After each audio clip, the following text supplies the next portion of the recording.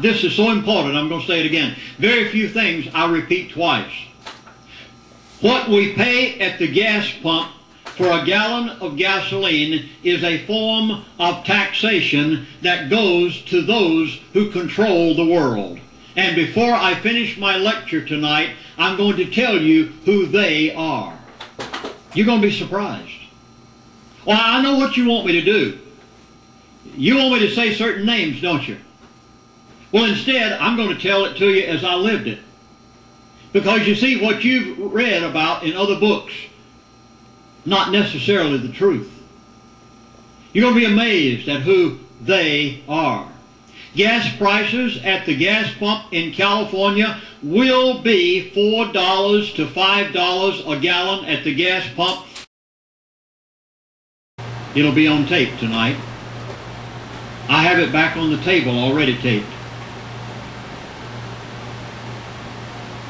There was, back in the 60s or 70s, a gentleman by the name of Henry Kissinger. He was Secretary of State of the United States of America. While he was Secretary of State, he traveled to almost every oil-producing country in the world. He went to Saudi Arabia. After all, the Arabs had been nothing but nomads roaming the deserts riding on camels for many, many years. And he said to them, I'll make you rich. I'd like to cut you a deal. And if you will go along with my deal, I'll see to it that we buy oil from you in America. Now, watch carefully and you'll understand why that oil from the North Slope of Alaska cannot be allowed to be brought to the refineries of America. Are you ready? Henry Kissinger said, I'll cut you a deal. Oh, they said, what is it? He said, we'll buy oil from you. We'll make you wealthy. You'll be sheikhs and sheiks. You can have everything you ever wanted. Oh, they said, what's the deal? He said, number one, you must denominate all oil sales in dollars. Oh, he said, gladly. We have no problem with that. He said, secondly, you can have a certain percentage of that money to build your own country, your infrastructure, and the people that are there, and to supply for your country. But you must take a certain portion of the money that we buy oil from you with.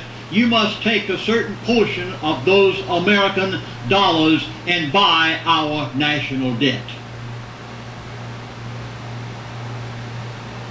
They didn't have the slightest idea of what they were doing when they signed on the dotted line, and today Saudi Arabia and the other oil-producing countries of the world have no choice. They must denominate in American dollars, and they turn around and buy our national debt is the only thing that is keeping the American dollar afloat today.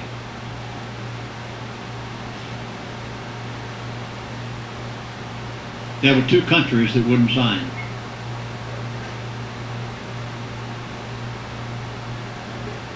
You're going to find this very startling. I'm going to give names and dates and places. I never did this prior to 6 months ago. I knew it for years. You see, it finally gets to a point that you have one of two choices. Either be a slave in your own land, or tell the truth and hope somebody will listen to you. And that's the reason I came here tonight, to try to get a listening ear before it's too late. There were two countries that wouldn't sign on the dotted line in the days of Secretary of State Henry Kissinger. Number one was Iraq. Saddam.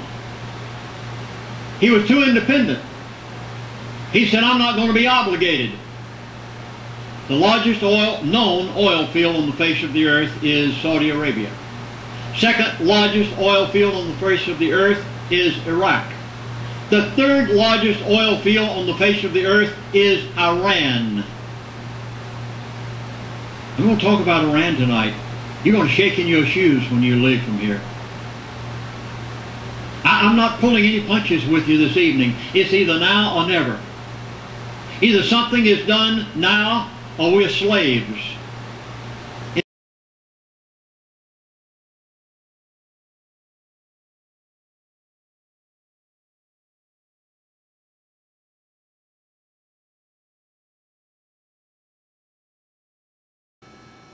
Okay, this article appeared in Time magazine on Monday, November 13th, 2000.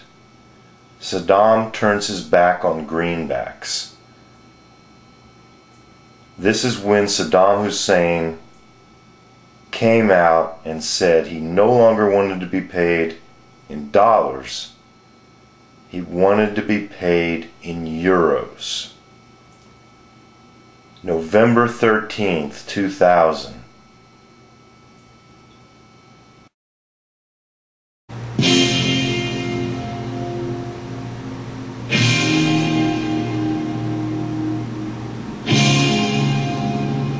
A year ago, Paul O'Neill was fired from his job as George Bush's Treasury Secretary for disagreeing too many times with the president's policy on tax cuts. Tonight, O'Neill, who is known for speaking his mind, talks for the first time about his 2 years inside the Bush administration. His story is the centerpiece of a new book being published this week about the way the Bush White House is run. Entitled The Price of Loyalty, the book, by a former Wall Street Journal reporter, draws on interviews with high-level officials who gave the author their personal accounts of meetings with the president, their notes and documents. But the main source of the book was Paul O'Neill. Paul O'Neill says he's going public because he thinks the Bush administration has been too secretive about how decisions have been made.